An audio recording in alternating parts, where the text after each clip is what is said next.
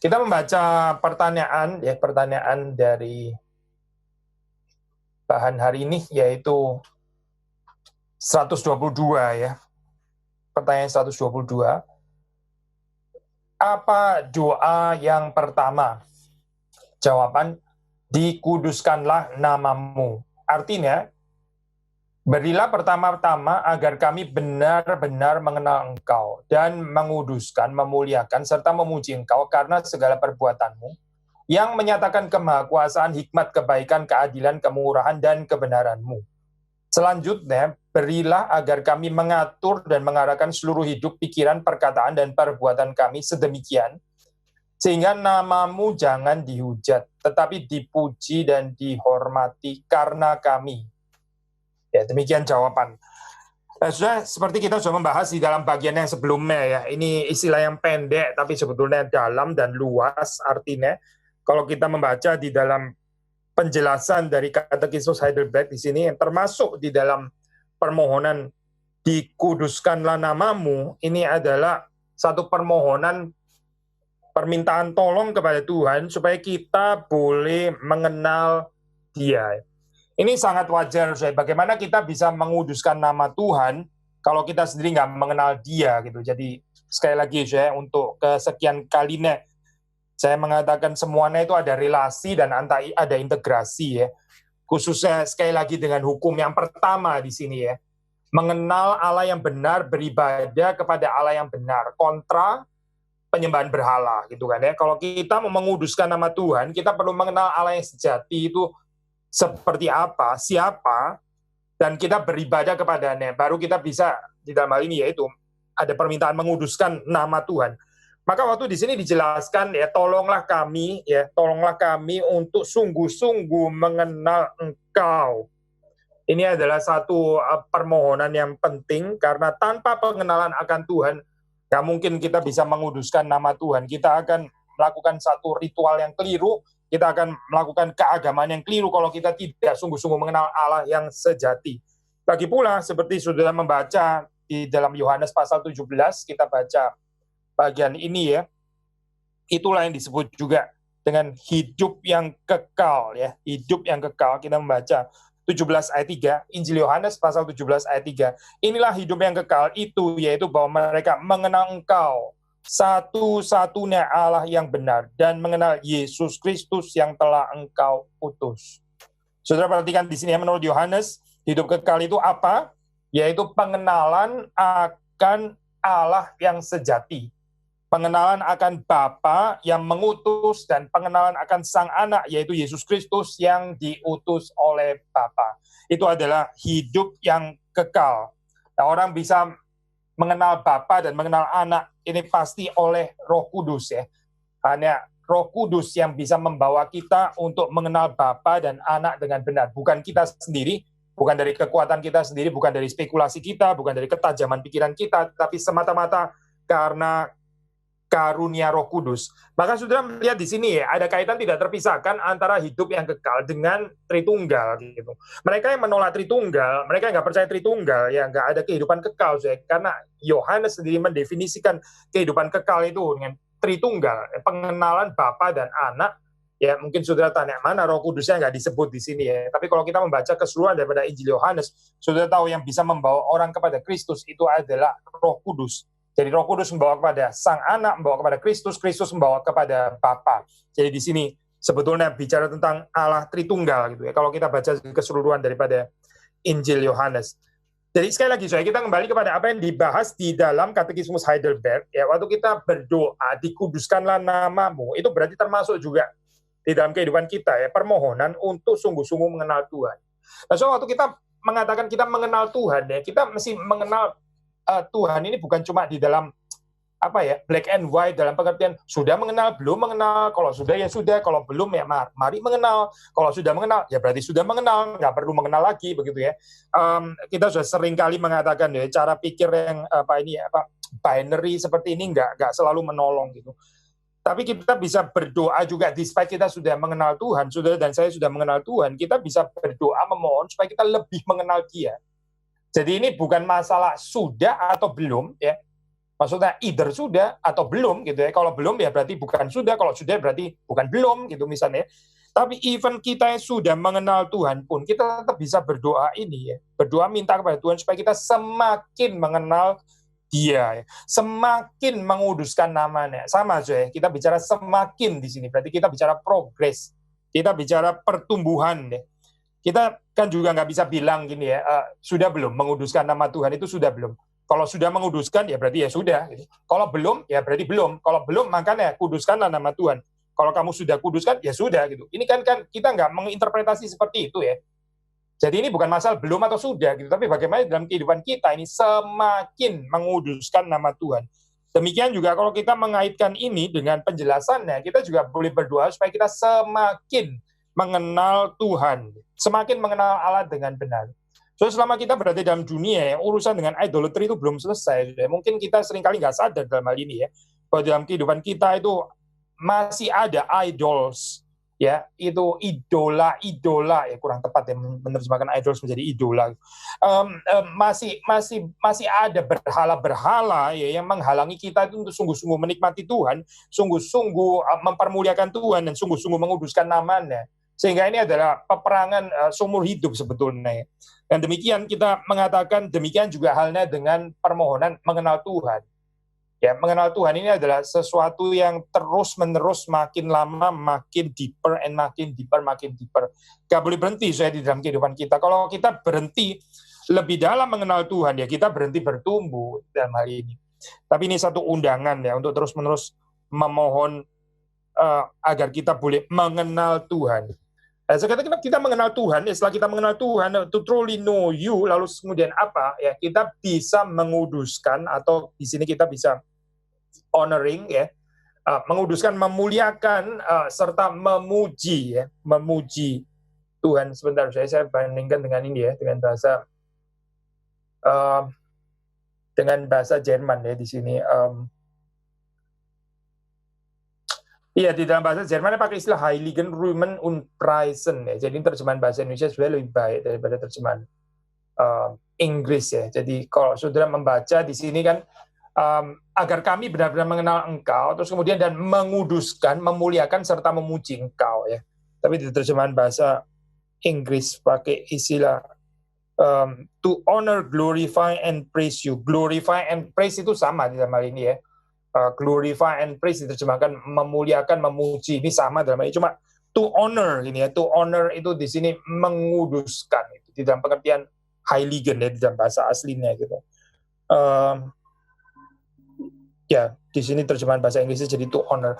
Terjemahan bahasa Indonesia lebih baik saya menguduskan ya, karena memang pertanyaannya atau permohonannya dari doa yang pertama ini kan dikuduskanlah namamu. Maka dengan kita mengenal Allah ya, dengan kita mengenal Allah yang sejati, kita menguduskan, memuliakan serta memujinya. Ya. Lalu terus kemudian ini saya kalimat berikutnya ini penting ya, dan kita mau menekankan bagian ini sekali lagi. Nah, ini ada kaitan dengan istilah nama ya. Apa artinya nama Tuhan ya? Menguduskan nama Tuhan. Tadi kita sudah membahas ya. Yang pertama adalah mengenal Dia dengan benar, menguduskan nama Tuhan. Nama Tuhan itu apa? Nah, kalau sudah membaca di dalam pembahasan daripada Katekismus Heidelberg ini, sebagaimana dicantumkan oleh penulis-penulisnya, sudah akan mendapati ada kaitan tidak terpisahkan ya antara pengenalan nama Tuhan dengan atribut-atributnya. Sekali lagi ya, ada kaitan tidak terpisahkan pengenalan nama Tuhan dengan sifat-sifatnya, dengan atribut-atributnya. Maka di sini saudara membaca di situ ya, karena segala perbuatanmu yang menyatakan ya kemahakuasaan, hikmat, kebaikan, keadilan, kemurahan, dan kebenaranmu. Ini tidak lain tidak bukan kan bicara tentang sifat-sifat Allah kan ya, bicara tentang atribut ilahi ya, kemahakuasaan, hikmat, kebaikan, keadilan, kemurahan, dan kebenaran ya. Maka saudara melihat di sini waktu disebut dikuduskanlah namamu ya, itu berarti orang mengenal Allah ya, mengenal Allah dan sifat-sifatnya. Bukan mengenal Allah secara abstrak, bukan mengenal Allah secara ya terserah imajinasi kita, proyeksi kita dan sebagainya. Tapi betul nggak kita sungguh-sungguh mengenal sifat-sifatnya itu seperti apa. Nah, itu artinya kita menguduskan nama Tuhan. Mustahil saya kita bisa menguduskan nama Tuhan sementara kita nggak tahu sifat-sifat Allah itu seperti apa. Maka nama di sini ya bukan cuma sekedar slogan, bukan cuma sekedar sebutan gitu ya. Istilah cuma sekedar sebutan itu satu pemahaman yang anyway sangat asing ya di dalam Alkitab kita gitu. Kita mau bilang dia itu El Shaddai gitu misalnya atau Yehovah Yireh atau apapun gitu ya istilahnya gitu, Yahweh dan apa itu Immanuel dan sebagainya, itu nggak pernah menjadi hanya sekedar sebutan gitu. Cuma yang kita ngomong namanya terus kemudian ada kuasa hadir gitu ya misalnya. Ini lebih mirip mantra like kepercayaan gitu, lebih mirip kepercayaan yang sifatnya seperti kayak mantra magical gitu ya. Maksudnya itu bukan itu sih. Kalau kita membaca di dalam Alkitab, orang yang mengenal nama Tuhan itu berarti mengenal sifat-sifatnya. Sebagaimana saudara membaca di dalam bagian ini ya. Maka ini penting sekali ya waktu di sini didaftar. Memang ini bukan daftar yang lengkap ya, tapi setidaknya mewakili atribut-atribut yang penting yaitu kemahakuasaan, hikmat, kebaikan, keadilan, kemurahan dan kebenaran ilahi ya. Kita membaca Exodus ya, Exodus 34 ya, Exodus atau Keluaran pasal yang ke-34. Kita membaca bagian ini. Saya baca ayat 5 sampai dengan 8. Turunlah Tuhan dalam awan, lalu berdiri di sana dekat Musa, serta menyerukan nama Tuhan. Berjalanlah Tuhan lewat dari depannya dan berseru, Tuhan, Tuhan, Allah penyayang dan pengasih panjang sabar, berlimpah kasih-Nya dan setia-Nya, yang meneguhkan kasih setia-Nya kepada beribu-ribu orang, yang mengampuni kesalahan, pelanggaran, dan dosa, tetapi tidaklah sekali-kali membebaskan orang yang bersalah dari hukuman, yang membalaskan kesalahan bapa kepada anak-anaknya dan cucunya kepada keturunan yang ketiga dan keempat. Sudah perhatikan di sini ya, ini kalimat dari siapa? Kalimat dari Tuhan ya. Siapa di sini yang berseru? Yang berseru yaitu Tuhan sendiri. Kalau sudah membaca dalam ayat yang ke-6, berjalanlah Tuhan lewat dari depannya dan berseru. Yang berseru siapa? Yang berseru Tuhan sendiri. Jadi, Tuhan sendiri di sini waktu menyerukan namanya Tuhan, Tuhan, lalu kemudian apa ya yang disambung setelah nama yang mulia itu, setelah nama yang kudus itu disebut, apa yang kemudian disambung di sini atau disambung dengan apa? Nah, sudah melihat disambung dengan atribut-atributnya kan. Dan Tuhan sendiri waktu menyebut namanya, waktu memperkenalkan namanya, ya, dia itu menyatakannya dengan disertai oleh sifat-sifatnya. Penyayang, pengasih, panjang sabar, berlimpah kasih-Nya, setia-Nya, ya, meneguhkan kasih setia-Nya, mengampuni kesalahan, tetapi juga tidak sekali-kali membebaskan orang yang bersalah dari hukuman. Maksudnya dia adalah Allah yang adil, ya, bukan Allah yang bisa disuap gitu. Nah, ini sudah melihat di dalam Keluaran pasal 34 sekali lagi ya. Tuhan sendiri waktu dia menyebut namanya sendiri ya, dia memperkenalkannya itu beserta dengan sifat-sifatnya. Maka saudara, kita yang mengatakan kita mengenal nama Tuhan, apalagi kita mengatakan kita menguduskan nama Tuhan ya, kita perlu ya mengenal sifat-sifat Tuhan itu seperti apa. Mengenal sifat-sifat Tuhan itu bagi kita, ya, kita menghayatinya, itu kita menguduskan nama Tuhan. Lalu kemudian berikutnya, selanjutnya, berilah agar kami mengatur dan mengarahkan seluruh hidup, pikiran, perkataan, dan perbuatan kami sedemikian, sehingga namamu jangan dihujat, tetapi dipuji dan dihormati karena kami. Nah, saudara perhatikan ya, pengenalan akan Allah yang sejati, ya, mengenal sifat-sifat Allah, itu selalu berdampak ya, transforming effect ya, ada transforming power di dalam kehidupan saudara dan saya. Ada kuasa yang mengubahkan kehidupan kita. Kalau kita sungguh-sungguh mengenal nama Tuhan, kalau kita sungguh-sungguh mengenal karakter ilahi, kita sungguh-sungguh mengenal sifat-sifatnya, ya maka kita sendiri ini diubahkan. Kenapa sih? Ya karena kita ini created after the image of God. Tentu saja di dalam Genesis itu maksudnya adalah ya pertama positif ya, created after the image of God. Tapi ini saya waktu manusia itu menciptakan berhala-berhala di dalam kehidupannya. Nah, ini yang menakutkan adalah berhala-berhala yang disembah itu ya balik mendefinisikan kehidupan kita. Created after the image of the false god itu gitu. Tentu saja ini bukan yang dimaksud oleh Genesis, yang dimaksud adalah kita itu sebetulnya created after the image of the true God gitu kan ya, harusnya gitu. Tapi waktu manusia menciptakan begitu banyak berhala di dalam kehidupannya, akhirnya berhala itu berbalik mendikte dia gitu ya, mendikte kehidupannya. Padahal itu bukan Allah yang asli. Ya, orang yang mencintai uang, orang yang mencintai kekayaan, hidupnya akan ditransform ya dengan ideologi uang itu tadi gitu, dengan ideologi mamon itu tadi, hidupnya akan diubahkan ya berdasarkan idolatry itu, berdasarkan apa itu kepercayaan yang keliru, yang salah itu, berdasarkan penyembahan berhala itu gitu. Tetapi orang yang mengenal Allah yang sejati, kita juga boleh mengharapkan kehidupannya juga diubahkan. Maka di sini saudara melihat ada kaitan ya setelah membicarakan tentang pengenalan akan nama Tuhan, pengenalan akan sifat-sifat ilahi ya. Kemudian disambung dengan kita yang mengatur dan mengarahkan seluruh hidup, pikiran, perkataan, dan perbuatan kami, perbuatan kita ini sedemikian, sehingga nama Tuhan itu dihormati dan dipuji. Ya. Sekali lagi ya saya, mengenal sifat-sifat Allah, ya itu berarti juga adalah perubahan di dalam kehidupan kita. Sudah melihat di sini, orang yang sungguh-sungguh mengenal Allah dan sifat-sifatnya, dia juga akan dipimpin oleh Tuhan ya kehidupannya, apa yang dia pikirkan, apa yang dia katakan, apa yang dia lakukan ya demikian rupa sehingga nama Tuhan itu dipuji, ya. Nama Tuhan itu ditinggikan. Tuhan itu tidak dipermalukan ya karena apa yang kita katakan, apa yang kita pikirkan, apa yang kita lakukan, tapi Tuhan mendapatkan kemuliaan. Jadi ini adalah apa ya? Ini kita ini bukan cuma image bearer di dalam hal ini ya, tapi kita juga bisa mengatakan bahwa kita ini adalah glory bearer di dalam hal ini ya, di dalam pengertian tidak langsung maksud saya. Kita adalah pembawa kemuliaan dari Tuhan. Kita adalah yang merefleksikan, yang memancarkan kemuliaan Tuhan. Melalui apa saya? Melalui ini perkataan kita, melalui pikiran kita, melalui perbuatan kita ya. Sehingga nama Tuhan itu tidak dihujat.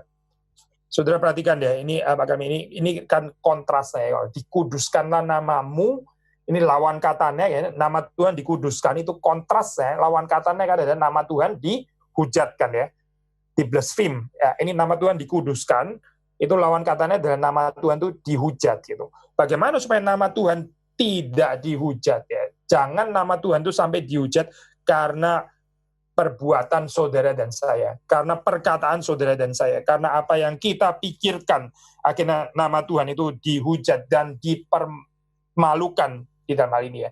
Maka waktu kita menaikkan permohonan ini ya, dikuduskanlah namamu, itu terkandung juga di dalamnya dengan perasaan yang takut dan gentar, dan memohon pertolongan dan anugerah Tuhan supaya hidup ini jangan mempermalukan nama Tuhan.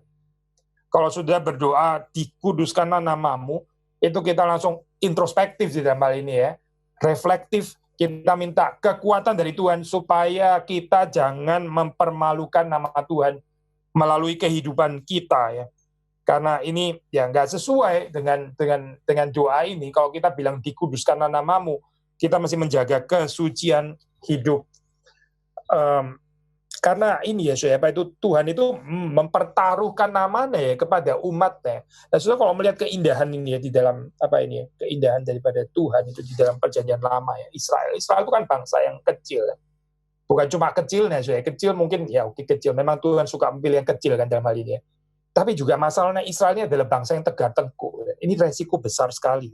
Nah, saudara kalau mengenal ini ya, konteks peperangan di dalam perjanjian lama gitu ya. Perjanjian lama itu waktu terjadi peperangan antara bangsa dan bangsa. Ini bukan cuma terjadi peperangan antara bangsa A dan bangsa B, tapi bersamaan dengan itu terjadi peperangan kosmik sebetulnya, yaitu peperangan dewanya bangsa A dengan dewanya bangsa B. Sekali lagi ya saya. Jadi waktu Israel berperang dengan negara yang lain, itu perangnya bukan cuma antara Israel dan negara yang lain itu, tapi adalah Allahnya Israel ya, sedang berperang dengan Allahnya bangsa itu. Peperangan kosmik. Ya. Dan saudara bayangkan ya, berapa Tuhan itu meresikukan namanya, yang mengikatkan namanya dengan Israel, bangsa yang tegar tengkuk ini ya. Dan waktu Israel tidak taat, waktu Israel itu melawan Tuhan, akhirnya Tuhan menyerahkan mereka kepada kekalahan. Itu berarti yang dianggap kalah kan juga adalah Tuhan ya sebetulnya. Saudara mengerti ya.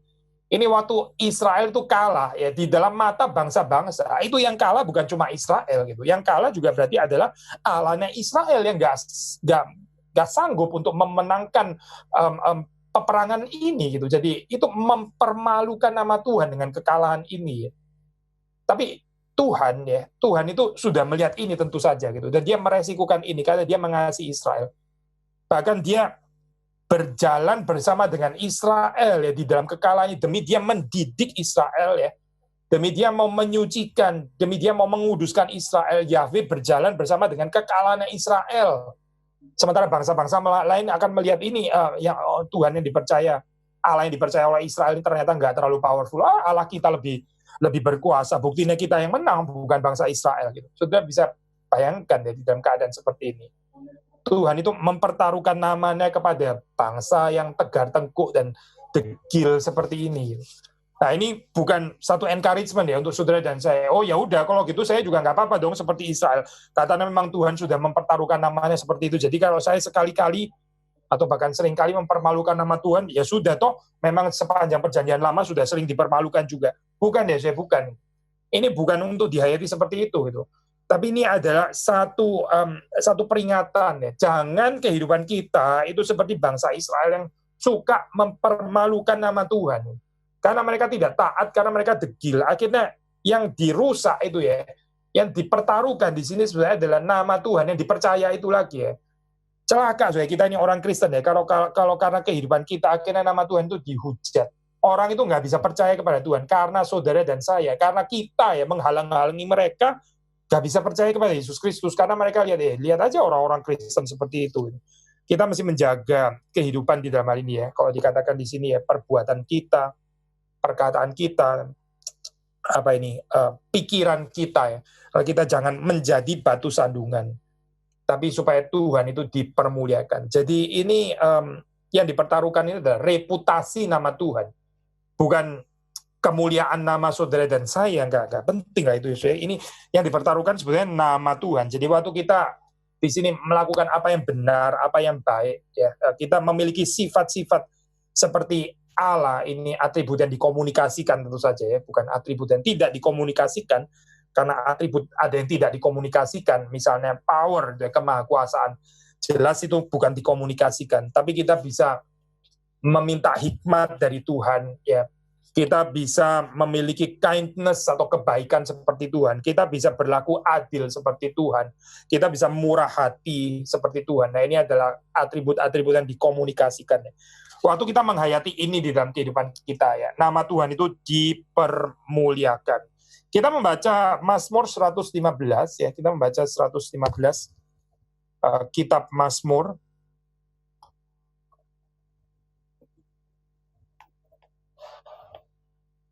Bukan kepada kami ya Tuhan, bukan kepada kami, tetapi kepada nama-Mu lah beri kemuliaan. Oleh karena kasih-Mu, oleh karena setiamu.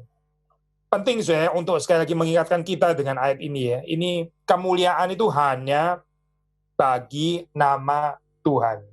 Sekali lagi ya, kemuliaan itu bukan kepada kita, tapi hanya bagi atau kepada nama Tuhan. Kita jangan mencuri kemuliaan Tuhan. Ya.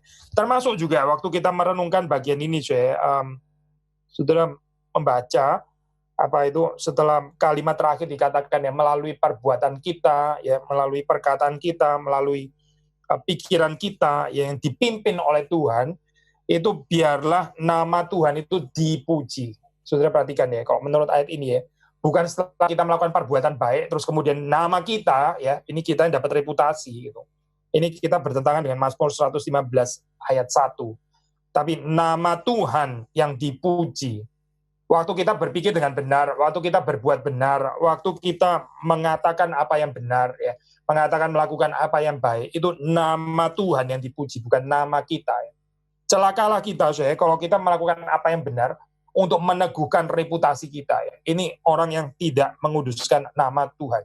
Sekali lagi ya, orang yang waktu melakukan apa yang benar, waktu dia berbuat baik, dia mencari reputasi namanya sendiri, itu bukan orang yang menguduskan nama Tuhan. Itu orang yang securing his atau her own name. Dia dia sedang memperjuangkan kemuliaan namanya sendiri. Padahal 115 Mazmur ini mengatakan, bukan kepada kami ya Tuhan, bukan kepada kami, tetapi kepada namamu lah berilah kemuliaan, oleh karena kasih-Mu, oleh karena setiamu.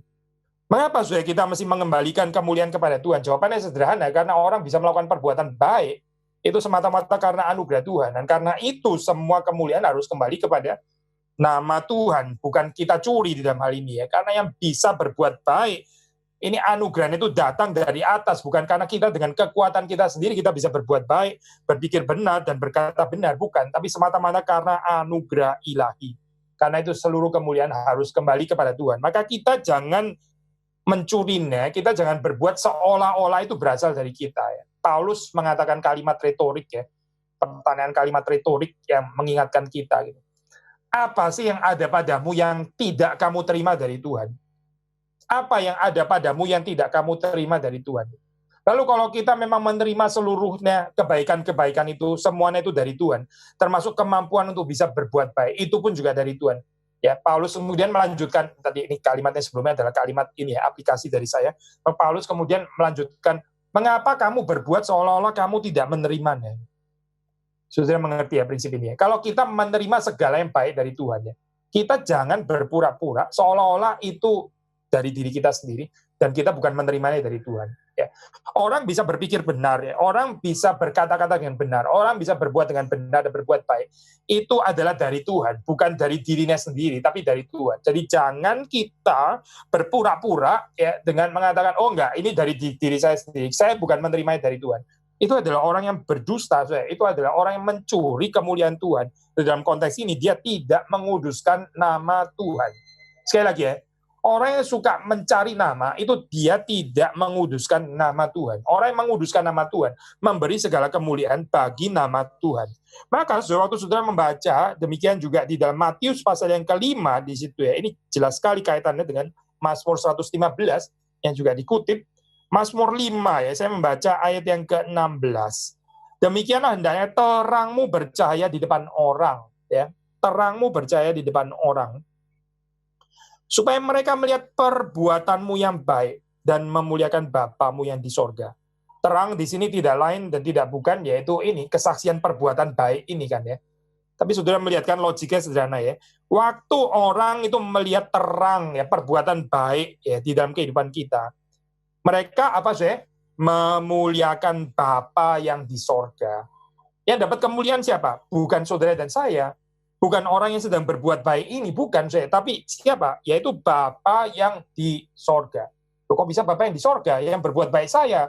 Kok Bapa yang di sorga dapat kemuliaan? Ya karena 115 tadi kan, Mazmur 115 mengatakan, bukan kepada kami, tapi kepadamu lah, ya, namamu lah, berilah segala kemuliaan.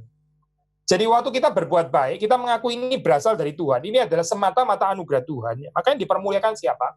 Bukan saya, tetapi Tuhan itu. Yang dimuliakan itu adalah Tuhan. Maka kita termasuk di dalam permohonan ini ya, dikuduskanlah namamu. Menjaga sikap hati ya, di dalam perbuatan baik kita. Ya. Waktu kita bercahaya, terang kita. Terang ini kan kita terima dari Tuhan. Ya. Kita bisa bercahaya ini karena kita memperolehnya dari sumber terang kan. Kita bukan bercahaya dari diri kita sendiri. Kita ini bukan seperti bintang yang bercahaya dari diri kita sendiri, kita bukan seperti matahari, tapi karena ada sinar yang datang dari tempat lain itu menyinari kita, makanya kita bisa bercahaya di dalam hal ini, makanya ada terang di dalam kehidupan kita. Maka kemuliaannya harusnya kembali kepada siapa? Kemuliaannya itu kembali kepada Tuhan. Nah, kita diminta untuk menghayati ini ya, diundang untuk memohonkan kalimatnya, dikuduskanlah namamu. Dan ini benar bukan cuma di dalam kehidupan kita secara individual, secara personal ya, pribadi lepas pribadi, tapi juga betul secara komunal ya, di dalam kehidupan gereja ya. Waktu gereja berbuat baik ya, waktu gereja itu berkata dengan benar ya, itu siapa yang harusnya dapat kemuliaan? Bukan gereja itu, bukan. Yang dapat kemuliaan itu harusnya bukan sinode itu, bukan. Itu nggak cocok dengan ini. Yang harusnya dapat kemuliaan itu adalah nama Tuhan. Nama Tuhan yang mendapatkan kemuliaan. Maka kita jangan membiasakan diri suka mencuri nama Tuhan, mencuri kemuliaan nama Tuhan ya. Dengan securing ya ini ya Pak, reputasi nama kita sendiri. Entah nama kita secara komunitas ya, nama gereja kita, atau nama kita secara pribadi, pribadi atau nama keluarga ya atau nama ras kita lah dan sebagainya dan sebagainya. Hati-hati saya ini orang yang nggak mengerti doa Bapa kami. Ya. Kita mengaku percaya ya di dalam kalimat ini ya, dikuduskanlah namamu. Itu adalah satu panggilan hidup ya dengan sadar untuk mengembalikan seluruh kemuliaan itu bagi Tuhan. Saya baca lagi ya kalimat ini ya. Selanjutnya, berilah agar kami mengatur dan mengarahkan seluruh hidup, pikiran, perkataan, dan perbuatan kami sedemikian. Saudara perhatikan ya, ini permohonan kan ya. Permohonan berarti kita minta pertolongan dan belas kasihan Tuhan. Saya bisa direct my living, ya. Saya bisa mengatur kehidupan. Ini karena saya memohonkannya dari Tuhan. Karena Tuhan memberikan belas kasihan dan anugerahnya, maka saya bisa mengatur kehidupan kita. Bukan dengan kekuatan kita sendiri, tapi semata-mata karena pemberian anugerah Tuhan itu. Demikian juga waktu kita bisa berpikir, ya ini ya Pak, seluruh hidup kita, ya pikiran, perkataan, dan perbuatan kita, ya kita bisa mengaturnya. Itu semata-mata karena anugerah Tuhan. Maka dengan demikian, ya biarlah nama Tuhan itu jangan dihujat, tetapi dipuji dan dihormati karena kami. Ya. Tuhan dipuji, dihormati, dimuliakan, ya, dan tidak dipermalukan namanya. Nah, so, kita mempunyai kehidupan seperti ini, saya menjaga kesucian daripada nama Tuhan, menjaga kemuliaan nama Tuhan. Kita bisa melihat ya orang yang seperti itu dia menuju kepada kedewasaan rohani.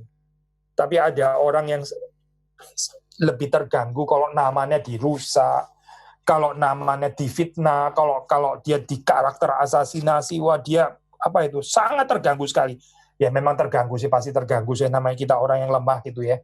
Tetapi kalau kita nggak bertumbuh ya, kita bisa lebih terganggu waktu nama kita itu dinista, waktu nama kita ini dicaci maki dan sebagainya. Kita lebih terganggu waktu seperti ini daripada nama Tuhan itu tidak dipermuliakan karena kegagalan kehidupan kita.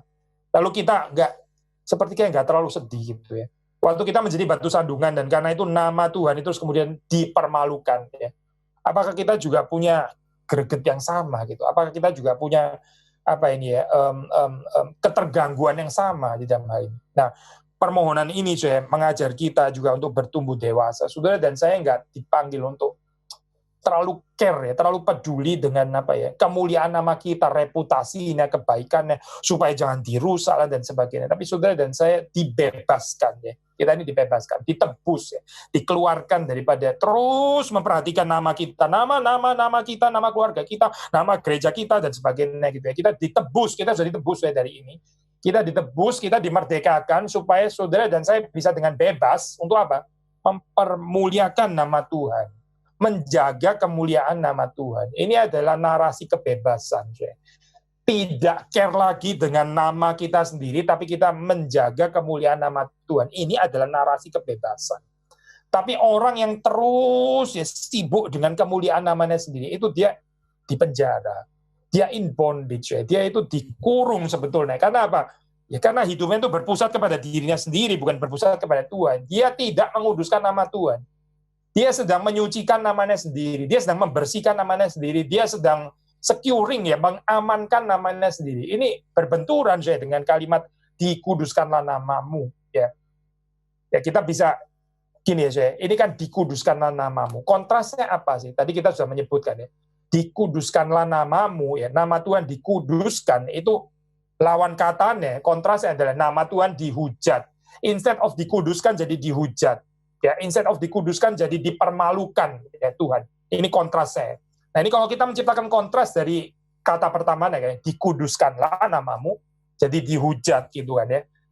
Tapi kita juga bisa menciptakan kontrasnya dari kata yang kedua yaitu namamu jadi namaku ya. Ini bukan dikuduskan namamu tapi jadi dikuduskan namaku. Tangkap saya. Ini juga kontrasnya. Jadi yang kontras terhadap permohonan dikuduskan namamu bukan cuma penghujatan nama Tuhan, tapi dikuduskan nama-nama yang lain yang bukan nama Tuhan, ya nama gerejaku, namaku, ya nama baik keluargaku, ya nama etnisku dan sebagainya. Ini semua berbenturan dengan doa dikuduskanlah namamu. Ya. Tuhan itu namanya kudus dan kemuliaannya itu dia tidak share kepada yang lain. Ya. Kemuliaan itu hanya ada pada Tuhan. Maka semua kemuliaan harus kembali kepada Tuhan. Ya.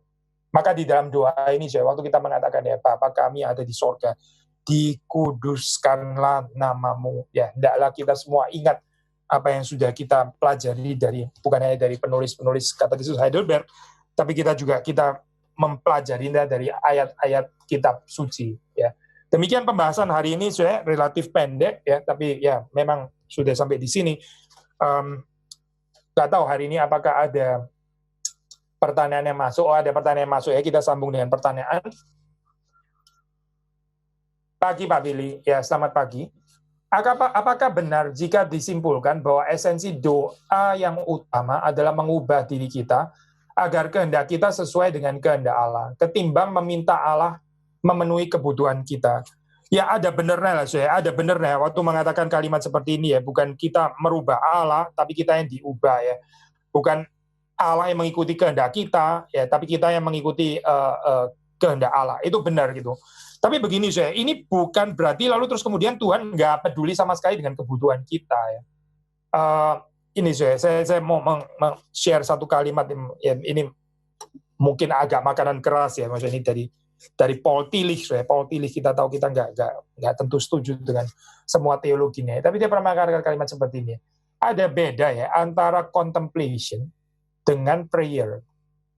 Ada beda antara contemplation dengan prayer.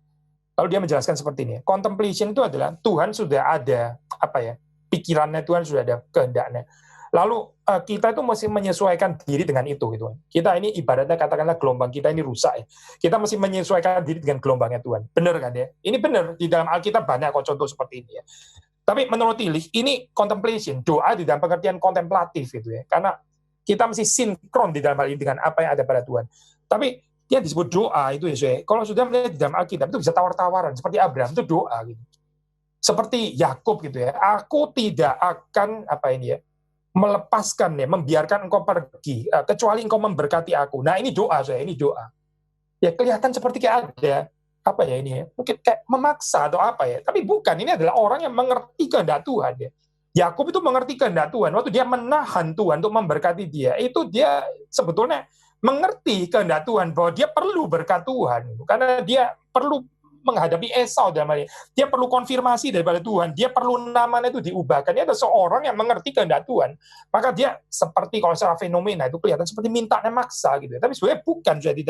Di dalam spirit ini dia nggak bisa dikatakan ini orang kurang ajar ya, kurang menghargai transendensi Allah, kurang menghargai kedaulatan Allah dan sebagainya. Saudara perhatikan Yakub kan nggak mengatakan kalimat seperti ini ya. Ini saya bukan sedang sini saya by the way. Yakub kan nggak mengatakan kalimat seperti ini. Tuhan, kalau itu adalah kehendak-Mu memberkati aku, ya berkatilah. Tapi kalau Tuhan memang nggak mau memberkati, ya nggak apa-apa juga. Kan memang Tuhan berdaulat. Oh tidak, saya tidak. Itu pemahaman kedaulatan Tuhan yang keliru. Sekali lagi ya, Daud lagi. Yakub nggak bilang kalimat itu ya. Yakub nggak bilang Tuhan, jika menurut engkau baik memberkati aku hari ini, ya berkatilah. Tapi kalau enggak, ya nggak apa-apa juga sih. Kan kau memang Tuhan. Saya adalah manusia biasa yang nggak bisa minta paksa kayak gitu. Oh bukan, bukan. Ceritanya bukan itu. Gitu. Ceritanya adalah Yakub itu insist Tuhan memberkati dia. Apakah ini salah, Apakah ini nggak sesuai dengan spirit doa yang benar? Tidak, ini adalah doa yang benar kalau sudah. Kita mengatakan kalimat ini ya itu tadi ya, perhaps mengutip Tillich gitu. Aspek doa itu bukan cuma kontemplatif, bukan cuma ini sudah ada kehendak Tuhan yang pasti yang nggak berubah itu, lalu kita gelombangnya rusak, ini disinkronisasi lah ibaratnya gitu ya, disinkronisasi jadi cocok dengan kehendak Tuhan. Saya nggak mengatakan ini salah, aspek ini ada, tapi ini belum keseluruhan gitu. Waktu kita membaca dalam Alkitab, sudah membaca Musa itu ya mengatakan, Tuhan kalau engkau nggak berjalan dengan kami, jangan suruh kami pergi. Maksudnya Musa mengatakan, ini bukan mengancam, bukan. Kalau sudah tafsir ini, mengancam ya ini ya, Musa berani mengancam Tuhan. Bukan mengancam, ini adalah seorang yang mengerti sifat Allah, seorang yang mengerti isi hati Allah, dan seorang yang mengerti ya, mengenal Allah itu seperti apa. Maka dia mengatakan, kalau engkau nggak berjalan bersama dengan kami ya, kami tidak akan pergi ya. Nanti kalau bangsa di dalam doa yang lain, kalau engkau mau memusnahkan bangsa ini kamu memusnahkan ya. Nanti apa kata orang lain, bangsa-bangsa lain itu akan berkata apa tentang engkau ya. Saudara perhatikan ya, ini bukan retorik ya, bukan strategi, bukan munafik ya, bukan. Tapi kita percaya Musa sincere mengatakan kalimat seperti ini. Sebetulnya yang rusak itu bukan nama kami Tuhan, tapi namamu sendiri gitu. Nanti orang akan bilang apa bangsa-bangsa lain? Oh, Allah Israel itu bisa membebaskan keluar daripada Mesir, tapi tengah-tengah terus kemudian dibunuh di padang gurun gitu. Orang akan bilang apa nanti tentang engkau gitu ya. Jadi Musa di sini sangat mengenal ya Tuhan itu seperti apa, maka dia berdoa seperti itu. Jadi saya menjawab saudara, ada poin ya waktu mengatakan ya ini adalah mengubah kita ya sesuai dengan kehendak Tuhan, betul. Tapi saudara, kan ada kalimat ketimbang meminta Allah memenuhi kebutuhan kita, Tuhan juga memenuhi kebutuhan kita. Cuma kita mesti peka di dalam hal ini ya, kebutuhan kita itu betul-betul adalah kebutuhan kita. Seperti yang dilihat Tuhan memang adalah kebutuhan kita. Ya, di dalam Alkitab kan ada, di dalam Perjanjian Baru kan ada ayat mengatakan kita nggak menerima karena kita memintanya itu untuk memenuhi hawa nafsu kita ya, surat Yakobus. Jadi kita minta kepada Tuhan, kita nggak menerimanya. Kenapa? Karena kita mintanya itu untuk memenuhi hawa nafsu kita. Ini permintaan yang liar, ya nggak sesuai dengan bukan cuma nggak sesuai dengan keinginan Tuhan, memang pasti nggak sesuai dengan keinginan Tuhan, tapi juga bukan kebutuhan kita. Bukan kebutuhan kita, ya untuk apa diberikan? By the way, itu Tuhan pernah memberikan ya kepada bangsa Israel yang sebetulnya bukan kebutuhan mereka, tapi karena mereka minta dengan maksa, ya Tuhan itu mendatangkan hukuman dengan mengabulkan doa mereka. Nah ini sangat menakutkan ya, Tuhan itu bisa mengabulkan doa sebagai penghukuman. Itu orang Israel ya di padang gurun, mereka bosan makan mana, mereka kepingin daging. Seperti dulu di Mesir ya. Ibaratnya itu bisa beribadah kepada Tuhan ini nggak ada artinya. Mereka lebih tertarik untuk makan daging dan nggak bisa beribadah dengan benar di sana, ketimbang sekarang nggak ada daging tapi bisa beribadah dengan benar. Menurut orang Israel ini nggak lebih menyenangkan. Yang lebih menyenangkan nggak ibadah nggak apa-apa asal bisa makan daging. Celaka sih pemikiran seperti ini. Akhirnya mereka terus menggerutu ya, terus sungut. Akhirnya ya sudah Tuhan kirimkan burung puyuh ya. Akhirnya terus mereka makan dengan rakus dan hari itu mati ribuan orang ya. Kena murka Tuhan. Itu adalah mereka pikir mereka butuh, mereka minta kepada Tuhan, mintaan maksa dan akhirnya Tuhan berikan. Setelah Tuhan berikan itu menjadi kutukan ternyata gitu, bukan menjadi berkat. Nah ini menakutkan sekali ya. Kalau kita nggak mengenal kebutuhan kita minta kepada Tuhan, apa yang akhirnya mencelakakan diri kita sendiri. Maka waktu Tuhan ya nggak selalu menjawab apa yang kita minta kepada Tuhan, kita mesti bersyukur. Itu juga adalah bentuk pemeliharaan Tuhan. Kita nggak pernah tahu ya dengan kita menerima itu, lalu kemudian kehidupan kita itu jadi seperti apa. Gitu. Setiap orang itu ada takarannya masing-masing. Kalau saudara nggak diberikan ya apa yang saudara minta, memang ini kompleks ya, bisa macam-macam ya. Kita juga harus tanya juga apakah kita sudah menjalankan bagian kita. Gitu. Kalau kita sendiri orang yang nggak bertanggung jawab, ya sulit ya kita bicara pemeliharaan Allah dan sebagainya.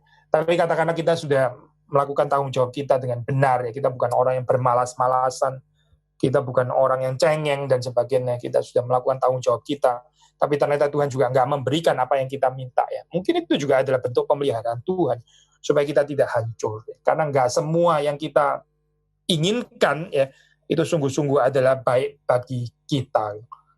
Pertanyaan kedua ya, pertanyaan terakhir. Selamat pagi Pak Billy, selamat pagi. Izin bertanya Pak, terkadang orang berkata bahwa kita harus mendoakan sesuatu senantiasa, selalu, sampai Tuhan menjawab. Apakah pemahaman ini benar dan bagaimana kita mengetahui apa yang kita doakan? Mungkin memang bukan kehendak Tuhan sehingga tidak dikabulkan. Terima kasih Pak. Betul, seperti yang saudara atau saudari bilang ya, kita nggak bisa menjalani prinsip ini, kita mesti minta terus sampai Tuhan menjawab. Ya, Tuhan bisa menjawab juga dengan tidak kan ya. Ya kalau Tuhan menjawab tunggu ya boleh, kita kan memang belum definitif gitu ya. Tuhan menjawab dengan tunggu ya boleh, kita masih memohonkan gitu. Tapi kalau Tuhan sudah menjawab dengan tidak, kita terus minta di situ ya. Padahal Tuhan nggak menggerakkan kita untuk memohonkan itu terus. Kita minta itu terus ya. Itu nanti yang dibilang oleh Yakobus ya. Kita berdoa digerakkan oleh hawa nafsu kita gitu, bukan digerakkan oleh kehendak Tuhan. Sudah masih ingat ya di dalam pertemuan pertama waktu kita membahas doa Bapa kami, kan saya mengingatkan kepada saudara gitu ya, ini tentang spirit doa itu kan kita harusnya itu memohon ya, meminta apa yang Tuhan perintahkan kepada kita untuk kita memintanya kepada Tuhan. Dan Alkitab itu dipenuhi dengan janji-janji seperti itu. Saudara baca ini aja lah misalnya ya, double commandment of love gitu kan, dikatakan kasihilah Tuhan Allahmu dengan segenap hatimu, dengan segenap jiwamu, segenap kekuatanmu, segenap akal budimu, ya. Kasihlah sesama manusia seperti dirimu sendiri, ya. Kita minta ini aja, saudara. Ini perintah penting sekali, loh, saya. Itu Yesus mengatakan di bawah perintah ini tergantung semuanya, gitu. Semua kitab nabi-nabi, Mazmur, Taurat dan sebagainya. Itu kita bisa kristalisasi dengan dua perintah ini, yaitu perintah mengasihi Allah dan mengasihi sesama. Lalu kalau saudara mau berdoa bertekun ya, senantiasa, selalu ya, jangan pernah berhenti. Ya mintalah permintaan ini, saya. Mintalah kepada Tuhan, Tuhan, tolong saya untuk bisa lebih mengasihi Engkau dengan lebih kaki segenap hati, segenap kekuatan saya, karena seringkali aku tidak mengasihi Engkau dengan segenap kekuatan. Sebetulnya bisa lebih mencintai Engkau, tapi saya seringkali give up di tengah-tengah. Saya juga nggak mencintai Engkau dengan seluruh pikiran saya. Kadang-kadang pikiran saya melacur, mikirkan hal-hal yang nggak ada gunanya, kekhawatiran dan sebagainya, gitu ya, pikiran-pikiran yang rusak. Tolong supaya saya bisa lebih mengasihi Engkau dengan seluruh pikiran, karena pikiran ini adalah milikmu, gitu ya. Silakan sudah berdoa bertekun seperti ini ya. Tapi kalau saudara bertekun minta yang sebetulnya itu merupakan kedaulatan Tuhan, Dia memberikan atau tidak itu kita nggak tahu. Tapi kita bertekun di dalam hal itu. Gitu. Apalagi minta sesuatu yang jelas-jelas salah, gitu ya, jelas-jelas bertentangan dengan kehendak Tuhan. Tapi kita masih minta juga, minta istrinya orang lain, gitu misalnya, minta suaminya orang lain, mau minta setekun apapun, makin minta makin berdosa gitu ya dalam hal ini, karena itu nggak mungkin dikabulkan di dalam hal ini. Saya percaya pasti saudara konteksnya bukan itu ya, tapi kita harus bisa membedakan gitu ya, ini membedakan antara mana gitu ya di dalam hal ini yang pasti bukan kehendak Tuhan dan nggak usah minta lagi, itu pasti bukan kehendak Tuhan ya. Yang kedua gitu ya adalah permintaan yang ini di dalam kehendak kedaulatan. Jadi bisa diberi, bisa nggak diberi. Ya. Bukan saudara nggak boleh minta, saudara boleh minta gitu ya. Silakan minta ya, kesembuhan itu misalnya ya. Saudara sakit, saudara minta sembuh, boleh saja gitu. Tapi ini di dalam kehendak kedaulatan Tuhan ya. Tuhan bisa sembuhkan, bisa juga tidak gitu. Kalau dalam bijaksananya lebih baik saudara mengalami pembentukan di dalam sakit penyakit ya. Ini kita kan nggak tahu gitu ya. Jadi ini mungkin iya, mungkin tidak. Boleh, saudara minta itu juga boleh. Tapi ada permintaan saya yang pasti itu adalah kehendak Tuhan. Ini yang saya ingin terus-menerus membagikan kepada saudara. Kenapa kok kita seringkali jarang minta ini? Padahal ini pasti adalah kehendak Tuhan. Ini bukan yang kedua tadi ya, yang bisa iya, bisa enggak gitu ya. Di dalam kedaulatan Tuhan bisa dikabulkan, bisa tidak dikabulkan. Ini adalah permohonan yang pasti dikabulkan dan Tuhan pasti mengabulkannya. Tapi kita justru nggak tertarik dengan permintaan-permintaan seperti ini. Permintaan apa sih? Ya ini juga permintaan Tuhan, tolong supaya saya bisa lebih mengasihi sesama seperti diri sendiri. Pasti ini adalah sesuai dengan kehendak Tuhan. Orang itu adalah perintah Tuhan. Tapi berapa banyak kita berdoa sesuai dengan perintah Tuhan seperti ini?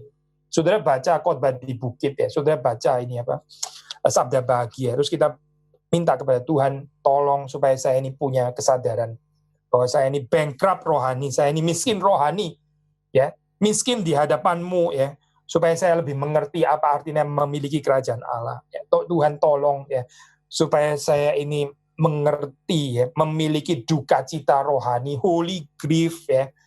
Tolong supaya saya ini ada kelemah lembutan ya. Itu loh saya sabda dari buku. Saudara baca satu persatu lalu saudara doakan satu persatu. Jarang kan ya? Kita jarang kan berdoa seperti ini lalu tekun mendoakan itu. Jarang kan? Saudara baca ini buah roh ya. Kasih, sukacita, damai sejahtera. Lalu sudah doakan satu persatu gitu. Tuhan berikan kepadaku ini virtue yang namanya kasih ini, karena saya ini dingin orangnya, terlalu dingin, kurang mencintai. Tolong berikan kepadaku ini sukacita yang sejati, bukan sukacita seperti yang ditawarkan oleh dunia. Ini bukan kesenangan dunia, tapi sukacitanya daripadamu Tuhan. Berikan kepadaku ini peace ya, kehidupan yang fully reconciled, yang ada di dalam damai sejahtera. Jarang ya orang mendoakan kalimat seperti ini kan ya. Yang ada adalah Tuhan tolong anak saya ujian besok. Bukan nggak boleh lah saya berdoa itu. Tapi ini dipenuhi dengan kebutuhan yang Tuhan tuh sebenarnya tahu ya, kebutuhan itu Tuhan tahu. Tapi kita sedikit ya tertarik dengan permohonan yang sebetulnya itu pasti akan dikabulkan oleh Tuhan. Padahal ini ya, doa yang berkuasa itu apa sih? Doa yang berkuasa ya. Doa yang berkuasa ini ya Bang. Yaitu doa, ini saya ini paraphrase daripada pengajaran Yohanes Calvin, yaitu doa yang di dalamnya itu ada firman Tuhan. As simple as that. Sekali lagi saya, doa yang berkuasa itu, doa yang di dalamnya itu ada prinsip kebenaran firman Tuhan. Mari kita membiasakan diri saya mendoakan kitab suci ya, mendoakan firman Tuhan. Ini adalah satu permohonan yang kita percaya Tuhan itu pasti akan mengabulkannya. Karena ini sungguh-sungguh sesuai dengan kehendak Tuhan. Persoalannya adalah kita nggak terlalu ada resonans, ya. Kita nggak terlalu tertarik waktu kita berdoa permohonan-permohonan seperti itu. Kita bilang katanya kurang konkret lah, apalah, kurang membumi lah, atau apalah, apalagi abstrak. Masa firman Tuhan, kitab suci dibilang abstrak? Itu bukan abstrak, itu sesuatu yang adalah kebenaran ya, yang sungguh-sungguh nyata dan bisa dialami di dalam kehidupan kita ya.